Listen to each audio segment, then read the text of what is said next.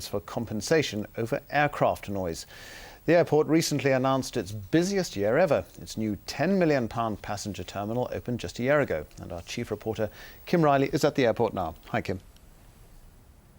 Yeah, Alex, since it was bought by the Stowell Group, there's been a real burst of expansion here. And actually that terminal is already being extended, work going on behind me. There are now 700,000 passengers a year using this airport. Well, with that growth, of course, good for business, good for jobs here, has come noise for some people. I was with Freddie Hubbard this morning. We were standing in the garden of his house in Southend as a EasyJet plane flew over above us. And he's worried that his plans to emigrate to Australia with his wife Doreen could be scuppered by the financial effects of living on the flight path.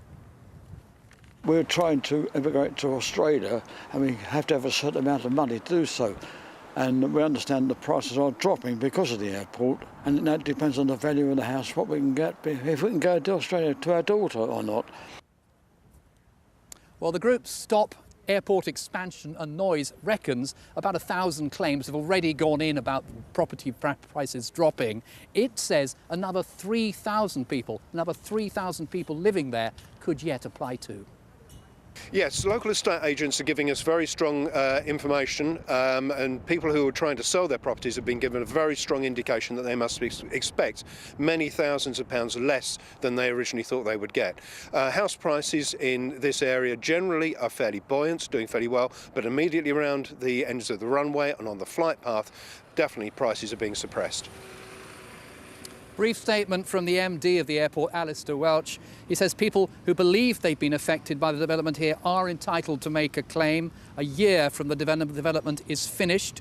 Those claims will be subjected to a detailed and thorough assessment. He does say, though, we would certainly meet our responsibilities if those claims are proven.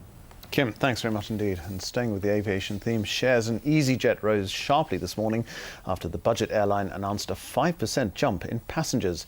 The Luton-based firm recently entered the FTSE 100, the club of Britain's most valuable companies. EasyJet said that passenger numbers had risen because people wanted to escape the cold weather.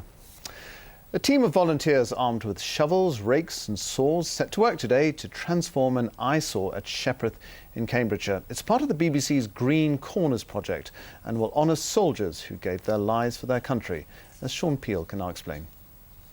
This project is all about taking an area that's been neglected, a bit of an eyesore really, and turning it into Shangri-La. Behind me the volunteers are working away, clearing the site beside the platform here at Shepperth railway station. With me is one of the group, Susan van der Ven. What are you trying to do here, Susan? Well, we're trying to regenerate this piece of land and turn it into a poppy garden for the First World War anniversary next year. And this is part of the Rail User Group's gardening programme here at Shepperth Station. So it's the fallen from Shepperth, from the Great War, that will be remembered here. That, and also the Shepperth Hospital, which existed during the First World War, and the wounded soldiers who came here by train to be treated at the hospital. So they would have arrived right here at Shepperth Station. And how long is it going to take you to do? Well, we've been working for about a month, and we're going to be working all day today, about 5 hours today, and then we have planting sessions coming up this week.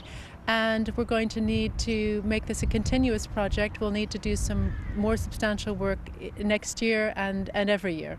And it's